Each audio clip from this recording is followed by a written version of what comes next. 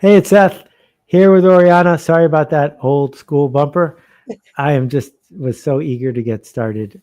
Welcome everybody. Just for those of you who don't know the way this system works, if you've got a question, whether you're on Facebook or YouTube or sitting at home with two tin cans and a string, post your questions in the comment section, and I'll go through them as we're talking because we're here to talk to you, with you, about you, and about Kickstarter. So we're going to give you a chance to catch up.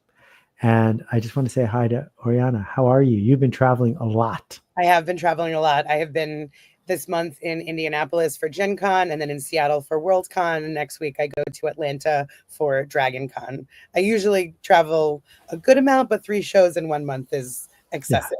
Yeah, also, thank you for having me. This is extremely lovely. I think I've never done a LinkedIn Live before, but I'm honored to be chosen. Well, hardly chosen. That's one of the things we're going to talk about is being chosen. I want to start by, as I was sitting here getting all the bits and pieces together, thinking about how Kickstarter is consistently one of the funnest places on the entire internet. And I'm remembering the Kickstarter I did 14 years ago. I'm remembering the many projects I've backed on Kickstarter. I've been waiting for 3.5 years for a pair of headphones, and even that's fun. And shopping should be fun if you're going to waste the time and the money to shop for stuff you don't need. And I'm reminded of how fun it is. So I'm really glad you're part of it. Thank you. Well, and I would say Kickstarter is not a store. That is like a true line that I would be required to say, but also it is really true. Like, what I think the best Kickstarter campaigns do is they invite people the creator invites people to join them on a creative journey to sort of like be a part of the process of creativity as it is coming to life, which to me is quite distinct from like, and we see this in like the kinds of projects, the kinds of backers, the way people structure their project. It's not about clicking a buy button. It's about really getting to, collapse those boundaries between a creator and their audience and do something magical together. Yeah. So tell me a little bit, where were you before you did this? Were you like a writer, a ghostwriter, an agent? What were you doing before I've done you all kinds of things. Most of my careers have been about half and half traditional book publishing and digital media. I've been all over the traditional publishing industry. I was a matchmaker for ghostwriters, a reader for a literary agency. I worked at Random House back before it was PRH because I am as old as the hills. And then I have a parallel career as a writer and a journalist. So I was Atlas Obscura's first news editor. I was a copy editor for MTV News. I wrote a book of my own about a decade ago, which grew out of a long-running reporting project on underground art spaces all across New York, primarily in Brooklyn. So I've been all around. Fantastic. My friend Sarah Cassidy was written up in Atlas Obscura last month. It was thrilling. Fantastic. Atlas Obscura. I still will never travel anywhere without checking Atlas Obscura for all the cool things to do. Okay, so the first thing I want to say, because I don't work at Kickstarter, is one of the fascinating statistics that come across. The original idea of Kickstarter is if it doesn't hit its funding, everyone gets their money back. So there's zero risk to backing something.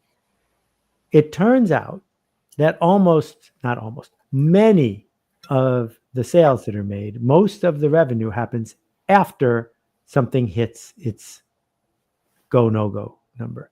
And the reason for that is human beings don't like voting for a candidate that's going to lose, and they don't like backing a project that doesn't get funded. And that's just human nature. So I think that's fascinating. The other thing that I want to talk about, because it's my microphone, so I'm going to go ahead and talk about it. I wrote a blog post 10 years ago that Kickstarter has the wrong name. And I think that people can better understand how Kickstarter can work for them if they call it Kick Finisher instead. And the reason it's called Kick Finisher is because it's the last thing you do. It's not the first thing you do. That if you show up hoping to get picked, hoping that a magic wand will point to you and everything will arrive, it's going to be a very long slog. That's lottery thinking that you've been indoctrinated into. Actually, if you earn the trust of the 1,000 true fans, if you've got the people who are rooting for you before your Kickstarter begins, everything changes. So do you disagree with that? You're allowed to, because it's your. No, I don't actually. I mean, I was trying to think. I think like in the early days of Kickstarter, I think the idea of like even a little bit of money toward an ultimate goal, the kickstarting a bigger idea that could go places long after the campaign, I would say that was more in line with what the founders kind of how they were thinking about it. But I do think you're absolutely right. I actually will share an example that illustrates that I think really perfectly, which is not a book. I'm the head of publishing at Kickstarter, so most of my work is books. But there's a shuffleboard club in Brooklyn called the Royal Palm Shuffleboard Club, and I happened to know them. I had written about them before they came to Kickstarter, before I did too. Sorry. Well, anyway, before I came to Kickstarter, so they, starting a shuffleboard club, you can't really raise enough money on Kickstarter for that. So they had a You large. pretty much can't raise enough money, period. But go ahead. That's not true. Well, they had a big strategy of like small donors, individuals, funding, etc. But they got all the way almost to the end, and they were opening up on a kind of main drag in Gowanus, which is a popular neighborhood. So everybody was sort of wondering, like, what's that construction? What's happening there? And so as they sort of like announced to the public what they were doing, they ran a Kickstarter campaign just for the courts, the actual physical shuffleboard courts. And so that was their way of like welcoming themselves to the neighborhood, sharing what they were doing. And through their rewards, they did like a Monday night shuffleboard league. And that sold out immediately. So they had to add a Tuesday and a Wednesday while funding this like tangible piece of this big nebulous project. So like by the time they opened, the whole neighborhood was like really excited behind the thing. They were like kind of sold out 3 nights in a row every Yeah, week. So yeah, I would say that's a great example of kick finishing. Although I will finally add, kick finishing doesn't have as good of a mouthfeel as that's true. kickstarting. There's no question about it. So we were talking about fun. My new project is a series of decks, and this is the box that the beta edition came in with, the little magnet and stuff. This was almost a disaster. I'll explain that in a minute. These are 2 little mock-ups that I made in my office with papers and glue. And it's like you get to be in 3rd grade again. You get to make stuff. And we don't spend enough time making things. And then I've got all these cards and stuff. I love touching cards and feeling them and prototyping them. And the shift as we've moved to digital printing means that you used to need, $500,000 to get a card game into Toys R Us that was going to have a national TV campaign that was going to get you to be able to sell it. But now a print run can be 3,000 decks of cards. And so what we have to avoid is getting hung up on victory at a huge level, right? Like a shuffleboard club in Gowanus is a victory, but it is not the same as SpaceX. That me creating 3,000 decks of cards is a victory, but it is not the same as Atomic Habits by James Clear. So there's nothing wrong with that. In fact, the smallest viable audience is a benefit. It's nothing to apologize for. So what are you seeing as you think about your role here? What's shifting in publishing? I know you've had some huge home runs in the last year and a half. Yeah. Tell me about some of the home runs. Tell me about some of the singles. Well, the sort of TikTokization of book publishing is certainly very visible on Kickstarter. It's really thrilling, though, to see people finding all of these exciting new ways to do like books as art objects. I am not a particular reader of romance myself, but the romance writers were some of the earliest adopters, at least in my purview on Kickstarter. And they came to me and they said, well, the classics get these beautiful leather-bound books with like silver and gold edges. I want a velvet-bound book with pink and purple edges. Why can't I have that? And on Kickstarter, you absolutely can have that. It's such a good model. It's such a good platform for that because especially an independent author who, as you're saying, is probably producing 200 to 2,000 copies of a book. That's not so easy to get a giant print run.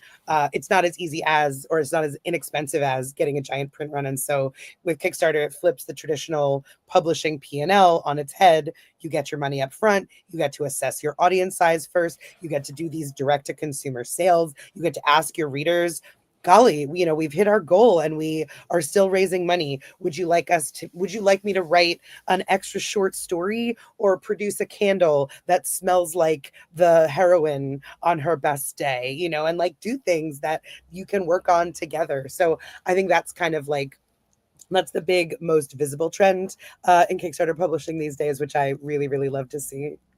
Right, exactly. And so this idea of the smallest viable audience needs to be explored a little bit.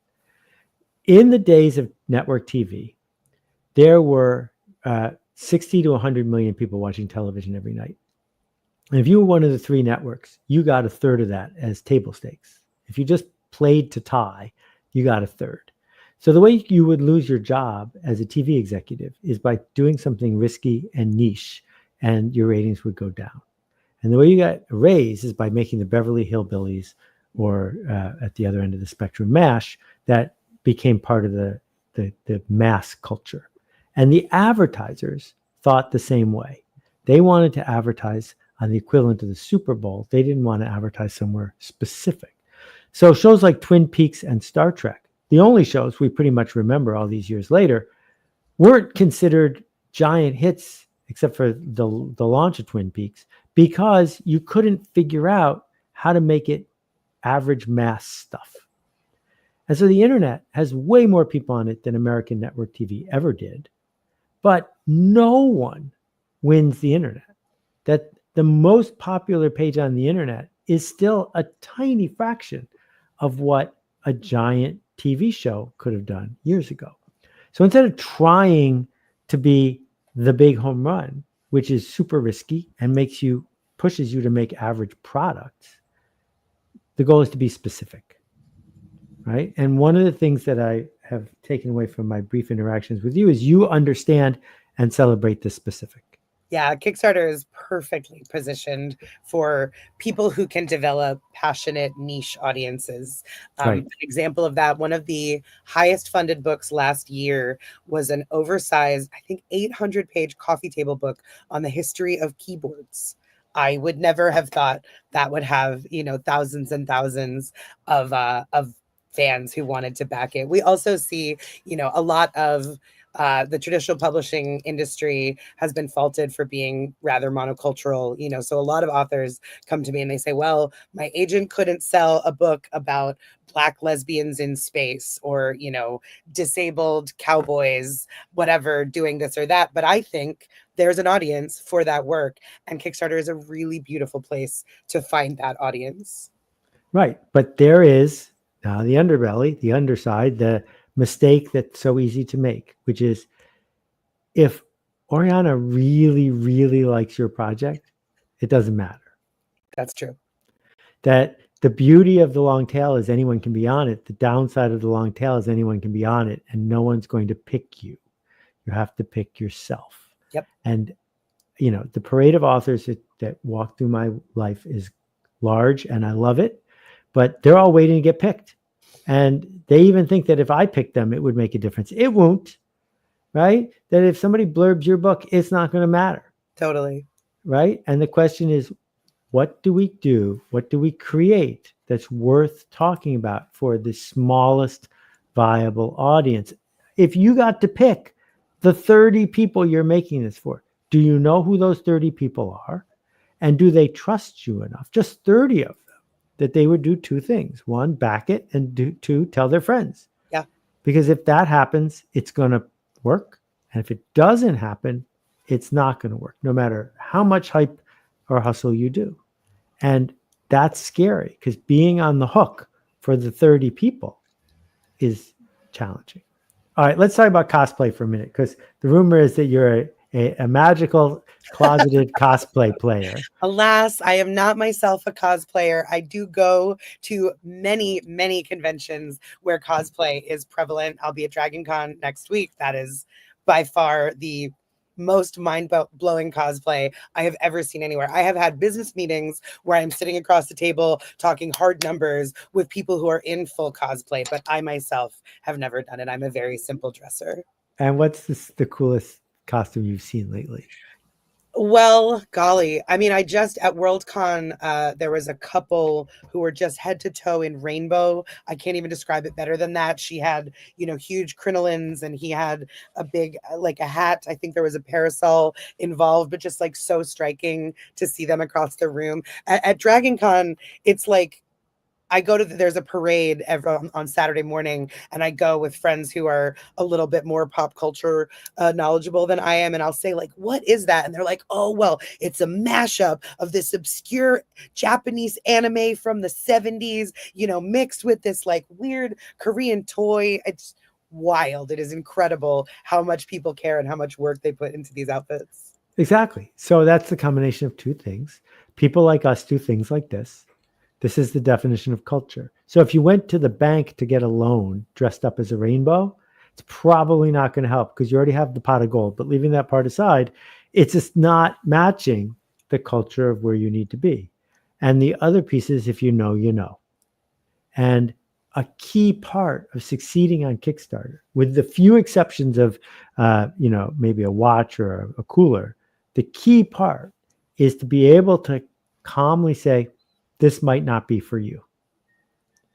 And I know from experience, when you start putting together your Kickstarter page and you show it to people you care about, they're going to push you to sand down the rough edges. They're going to say, no, make it a little bit more normal over here and a little bit more normal over there. That is the opposite of what you need to do. Yeah, I agree. Lean into the monsterotica or the like deep passion for an obscure thing that very few other people can love as much as you do. But I totally agree.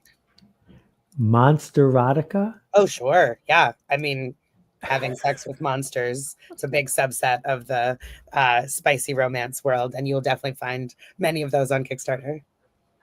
Okay. This is fantastic. I don't know how to follow Monsterotica. It's new to me. All right, we're going to give people one more chance to ask questions. Usually it's a fairly talkative group, but it is Wednesday afternoon in the summer, so who knows?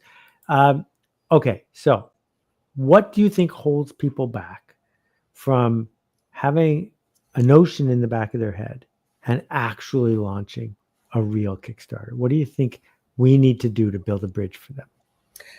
Well, I think having a supportive community is like the biggest thing that anybody can do for any creative or probably non-creative endeavor. I mean, that's been certainly the through line of my career. It has helped me take every step I've taken is knowing there are people to support me. I think if you feel strongly that you know who your audience is, where they are, how to reach them, and that they are likely to be interested in the thing that you're doing, that probably helps remove a fair amount of the fear. I mean, I do also tell people, if you are equal parts thrilled and terrified when you press the launch button, you're probably doing it right. So I wouldn't want to remove all the fear, but I would say that that's a big piece of it. If you know that, if you can feel in your heart that you have a community and they will likely come out in support of your work, that's going to be a big help. So some of my readers have heard this story before, but I need to tell it again, and forgive me if I get a little choked up. My late mom used to run a big portion of the art museum in Buffalo, a really important museum. And she was a pioneer of the museum store idea nationwide. And she decided long before Antique Roadshow to do an outreach program at the museum. And the idea was there were a lot of people in Buffalo who never, ever went to the museum because it was for fancy people or whatever. And she reached out to Sotheby's, and they sent 2 appraisers to Buffalo. And she did a little publicity and said, if you've got candlesticks in your attic or you want to figure out how much that piece of sterling silver is worth, come to the museum on Saturday. And these people from Sotheby's will be there to give you a free appraisal. And that Friday she got home from work. I was about 12. And she said, I'm a little nervous. I said, what are you nervous about? And she said, well, what if no one comes? And then she said, well, if no one comes, no one will know that no one came. No. That's so And nice. The next day there were 4,000 people waiting in line.